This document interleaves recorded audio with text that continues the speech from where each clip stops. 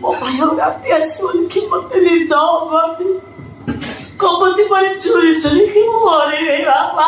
ଆରେ କଣ ହେଇଛି? ତମେ ଦି ଜଣ କାନ୍ଦୁଛ କାହିଁକି? କଣ ହେଇଛି? କଣ କହିବି ବାପା, ଆମ ଭାଗ୍ୟରେ ଆଉ କନ୍ୟାଦାନ ନାହିଁ।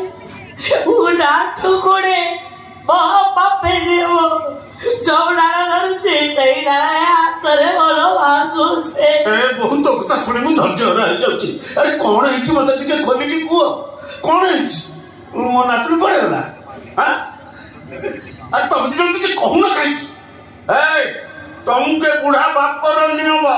ନାତୁଣୀ ଆଉ ନାହିଁ ବାପା। ଆରେ ନାଇଁ କୁଆଡେ ଗଲେ ମୁଁ ପଚାରୁଛି ପରା। ସମସ୍ତଙ୍କୁ ଛାଡି ଚାଲିଗଲା।